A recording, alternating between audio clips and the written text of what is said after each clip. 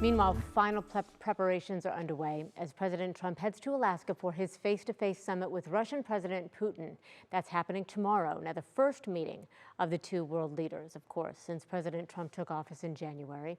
NBC's Jay Gray is live in Alaska this afternoon. Jay, what have you learned about the expectation for this tomorrow? Yeah, good evening, Christy. And I think both the leaders tamping that down just a bit on the eve of their meeting. Look, I think for many, them just sitting down together here in Anchorage is a sign of perhaps at least a bit of progress here. Though there continue to be questions of both men about what their motives are for showing up here, why they decided to rush this meeting in just a week, and why one of the key players in all of this is being left out. In a place known as the last frontier on the eve of the Anchorage summit. Alaska is the crossroads of the world. A world where 5,000 miles away, Russian attacks on Ukraine have intensified ahead of ceasefire talks between President Trump and Russian President Putin. A meeting at Joint Base Elmendorf-Richardson with one glaring absence. Ukrainian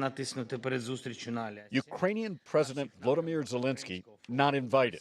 He says he is, quote, skeptical about the summit and that Putin is bluffing to buy time, stressing nothing will move forward without a pause in the fighting.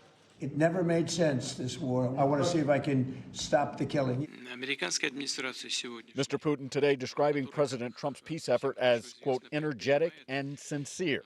Still, both leaders downplaying the idea that it will end with a deal.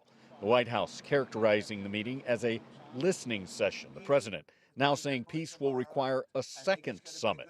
The more important meeting will be the second meeting that we're having. We're going to have a meeting with President Putin, President Zelenskyy, myself. But warning, there will be no second meeting if he doesn't get the answers from President Putin needed to move the peace talks forward.